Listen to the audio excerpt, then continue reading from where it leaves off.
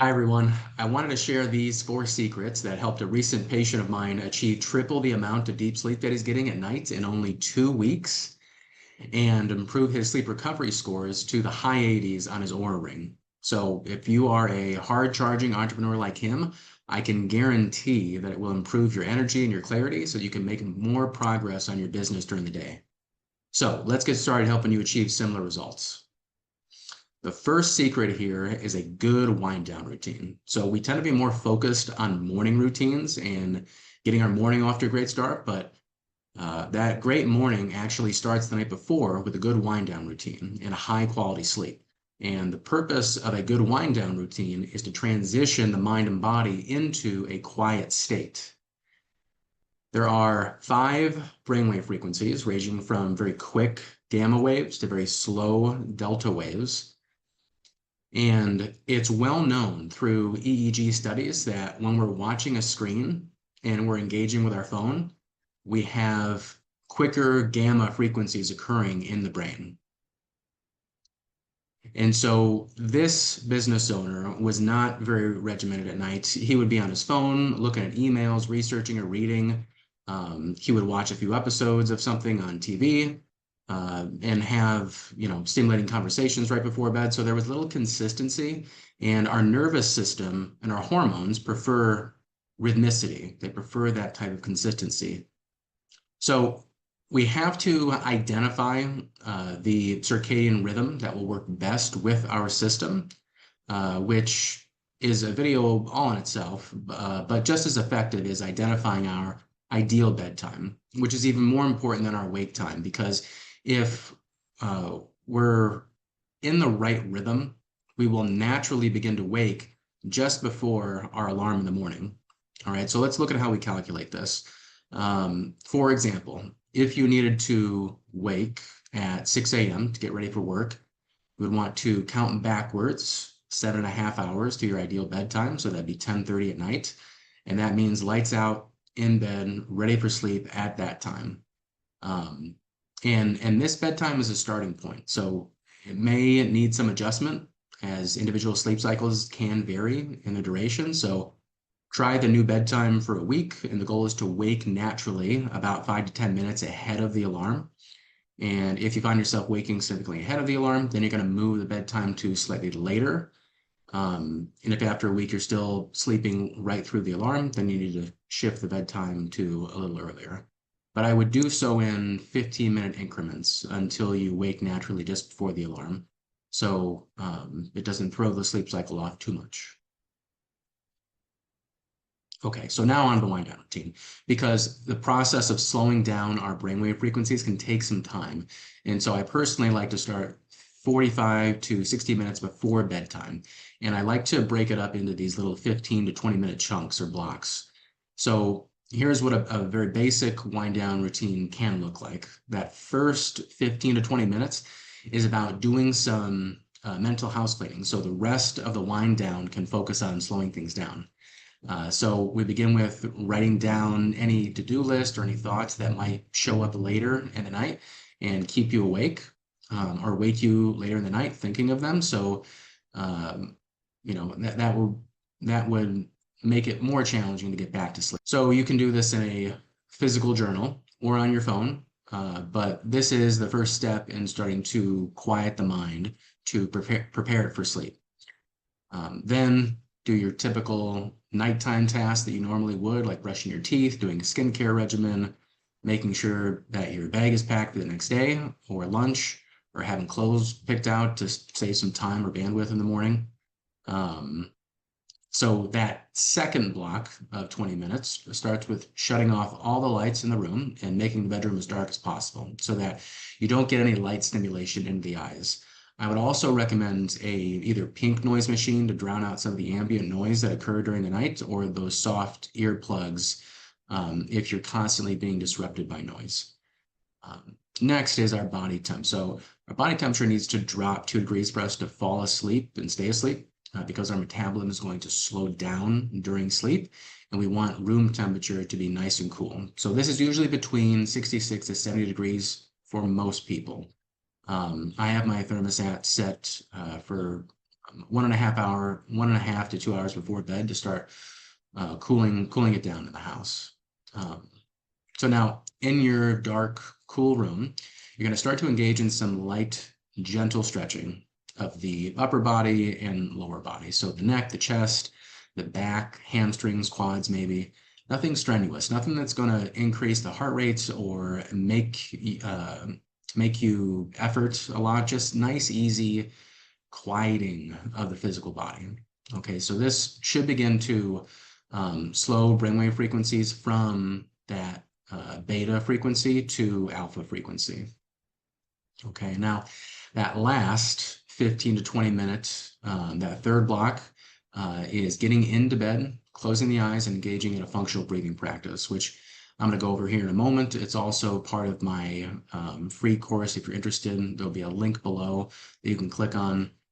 It's also an accountability community for entrepreneurs and elite performers to consistently make progress on their goals. So that link will be below.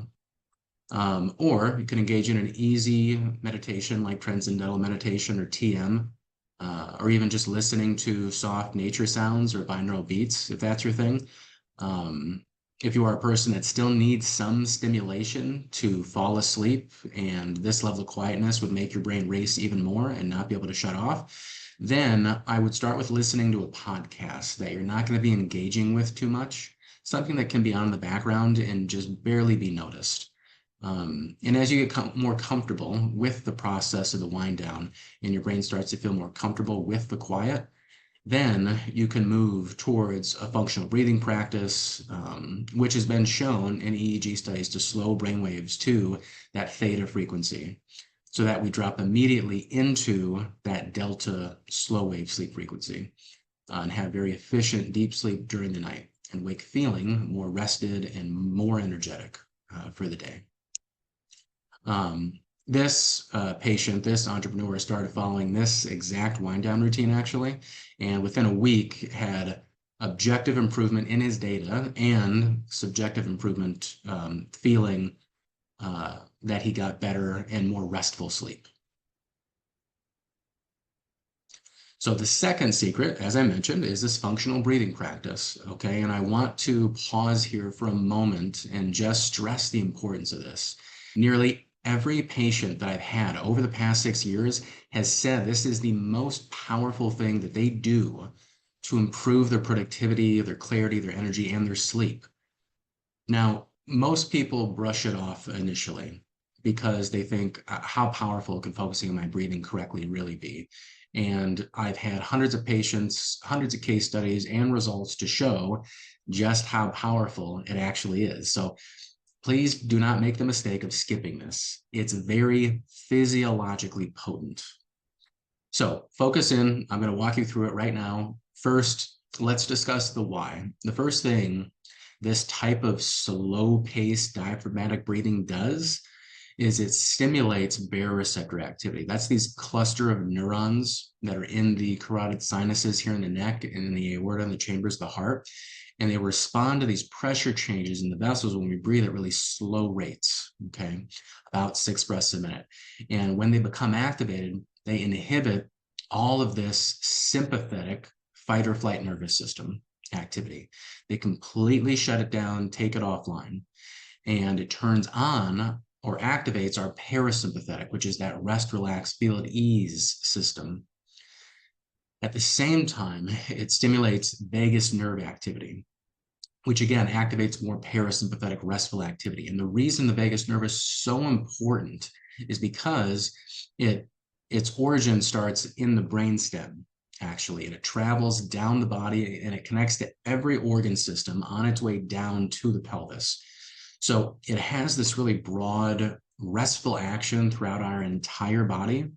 And we activate that with this type of functional breathing practice. And studies have also shown that with this slow-paced breathing, we also increase production of these inhibitory neurotransmitters like GABA and serotonin, which help send neural signals to calm the brain down. And lastly, EEG studies have shown that when we do this type of breathing, we also slow brainwave activity, which makes it easier to fall asleep quickly. So we see it create more synchronization in the brain, as well as the heart rhythm and the respiratory system. So this produces more alpha and theta frequencies, those slower frequencies. So it's easier to transition into that slow wave delta deep sleep. Okay, so now let's talk about the how we do this. So first, location matters. Okay, we want to engage the diaphragm. It's just easier to say belly because people know what that is. But the diaphragm is this large dome-shaped muscle that you see here that separates the thoracic and the abdominal cavities. And it just lays over the top of the abdominal cavity in a kind of 360-degree fashion, like a dome or balloon. So when we expand into the belly on the inhale, we activate the diaphragm, which activates our vagus nerve, which we just talked about. And if you have kids, and you remember when they were born, you could see their little bellies moving up and down. No movement at all in the chest. And this is how we should be breathing, is just with the belly. The muscles in the chest, they're actually called accessory muscles of respiration. And they get recruited when we're doing very strenuous physical activity, like running. If I'm running, then I purposefully want to be bringing in more oxygen to the system because metabolic demand increases. So more oxygen is necessary. But these aren't true respiratory muscles. They're accessory. Only our diaphragm is the true muscle of respiration. So we don't want any chest movement of any kind with this type of breathing that we're going to be doing.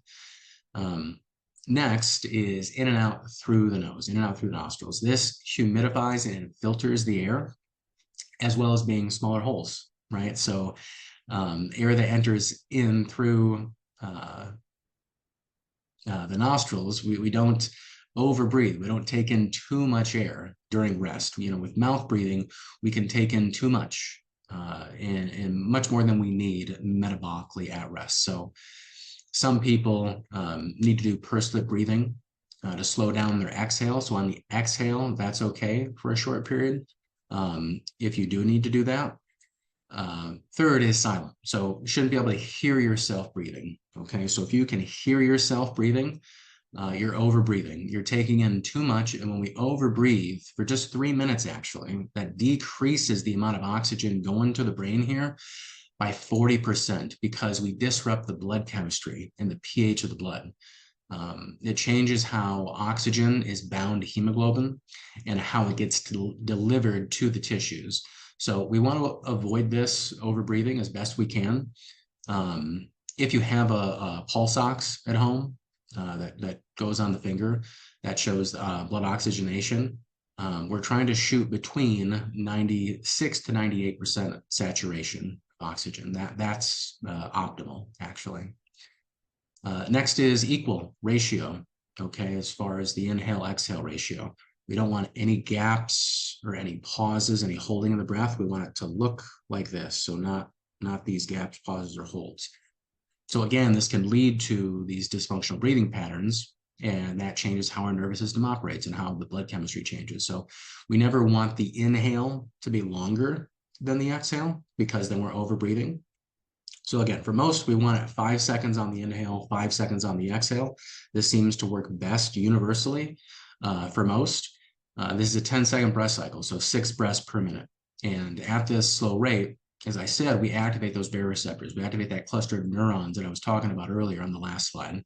And when I train patients on this, we train their resonant frequency as well, their RF, which is their optimal breath rate, at which they've got the highest amount of heart rate variability, HRV, and synchronization of brain waves and heart rhythm and respiratory system oscillating optimally.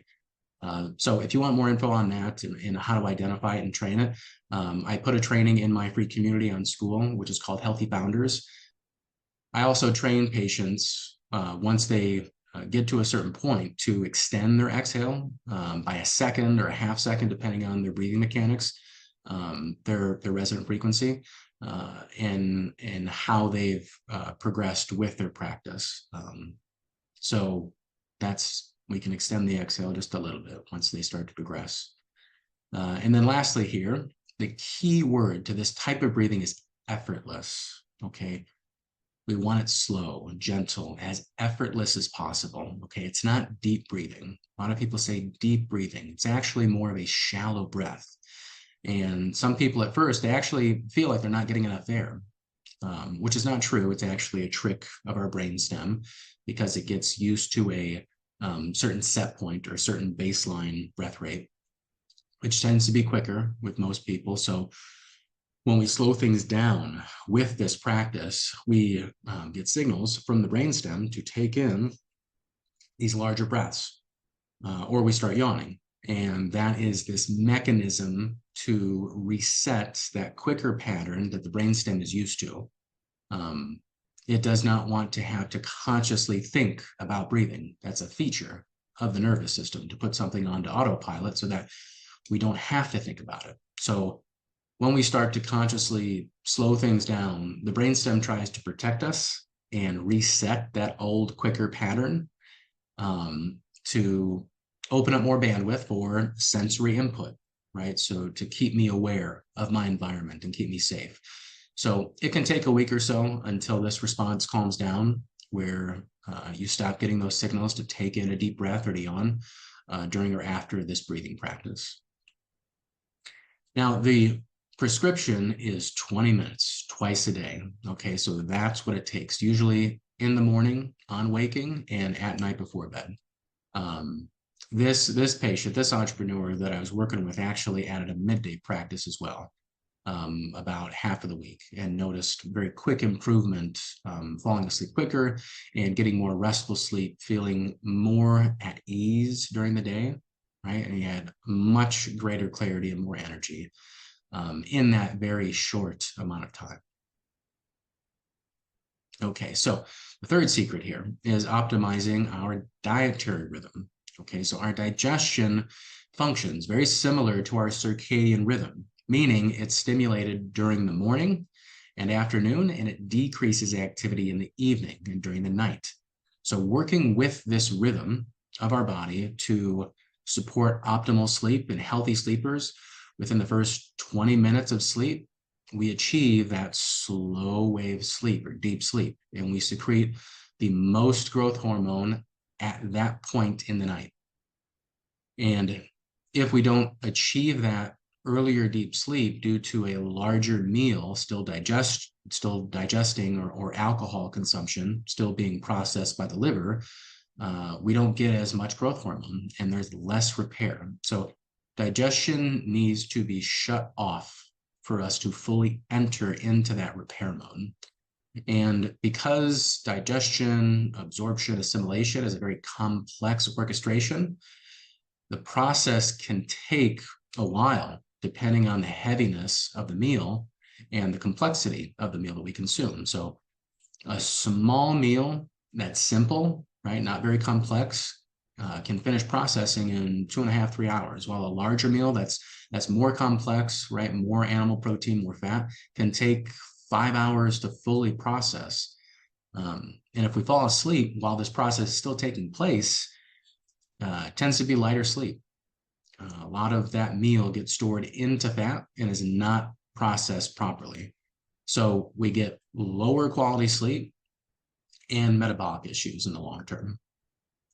This patient was not having dinner until like 8 or 9 at night, but was getting to bed at 10 or 11. So he only had about 2 hours to process the food that he ate before turning in. He also was not eating his first meal of the day until noon. And this was thrown off his hormonal rhythm because cortisol was higher at night than it should be, and melatonin was not high enough. So he was not optimally producing growth hormone, which could have been part of the reason why he had lower levels of testosterone and DHEA. We implemented the same routine that I'm going to share with you on this next slide here to improve these rhythms and get his hormones into healthy ranges. So we switched up the rhythm of how he was consuming foods. We went from no breakfast to largest meal in the morning, getting 40% of his daily protein at that meal, and made his dinner or evening meal the smallest meal of the day. Okay, about 4 hours before bed, and asked him to keep it very, very simple, right? So not much fat or animal protein, animal meat, very small portions, like 3 to 5 ounces if he was going to be consuming animal protein. And we supplemented some additional protein into his afternoon. So at night, he was doing more soups and steamed veggies, very simple salads, and was trying to keep it to only 3 to 4 items on that small plate for that last meal of the day. So like broccoli, brown rice, small piece of chicken. And this was not hard for him to do. It really just took some consistency and getting used to. So in about a week or two, he was able to make that change. But this change gave him much higher sleep quality. And again, subjectively and objectively in the data. Now, this fourth secret is modifying exercise intensity. So this patient, this entrepreneur, very successful, 200 plus person company, and he continued to grow the business over decades and actually moved into educating other firms what he did to achieve his business success. Very active family life and busy with the business, as you can imagine. So a moderate amount of stress, his words. So probably a bit more than that, if he was being honest with himself. But not sleeping well for probably a decade or more. And on top of that, for the last 7, 8 years, he was doing high intensity HIIT workouts 6 days of the week. So his nervous system, highly sympathetic dominant due to that chronic lack of high quality sleep, and then high stress environment that he puts himself in every day. And then on top of that, he exercises really hard, high intensity, almost every day of the week. And this is like dumping gas on the fire that's driving his nervous system deeper into that highly activated sympathetic nervous system state. And he kept wondering, why is my HRV so low? Because he was physically fit. In fact, his cardiologist was a little bit concerned about his HRV being so low, but never identified or treated the cause. The cause was his sympathetic nervous system being in overdrive. So I asked him to stop all intense exercise and only do walking, yoga, and stretching until I said otherwise. Okay, so 3 days after that, okay, with his wind down routine, with the functional breathing practice and the changes in his dietary rhythm, he slept for 7.5 hours for the first time in years. And he said to me, he goes, "This is crazy. I've always been told working out is a good thing, especially for my cardiovascular health," right? And I told him that that's true, of course, broadly, but it needs more context, right? So based on where his nervous system and HRV were, he needed more restful, rejuvenating types of movements. So he needed a different movement approach to help balance him out. Then we were able to add back in a day or two of higher intensity stuff, higher intensity exercise, once his system became more robust, more adaptable, more resilient. So if he kept up what he was doing with that high intensity, he was probably on his way to a heart attack at some point. So now, after work with me for some time, a little over 3 months now, he's highly educated on all this and tracks his nighttime sleep, his HRV data with his Whoop, as well as a morning readiness HRV reading with the HRV4 training app, and uses that data to help him adjust his training schedule and his heart rate zones training. So the results here, right? This patient went from being in bed 9 to 10 hours a night and only sleeping 5 to 6 hours a night to in bed for 8 to 8.5 hours and sleeping 7 to 7.5 hours a night.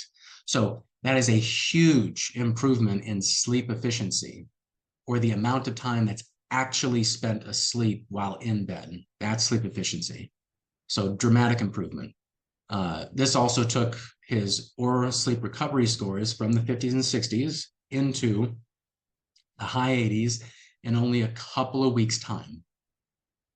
And his HRV, which is a measure of nervous system strength and recovery, has been gradually improving from the single digits, very low, which his cardiologist, like I said, was a bit concerned about, to up into the 20s now. And he's continuing to improve as we modify things moving forward. But I hope that sharing all this with you was helpful.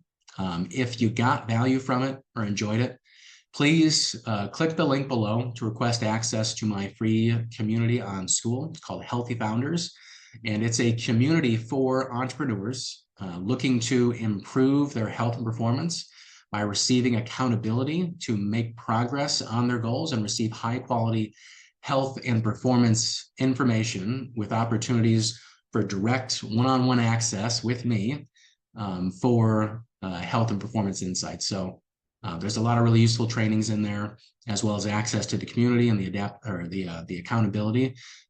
So look forward to seeing you in there.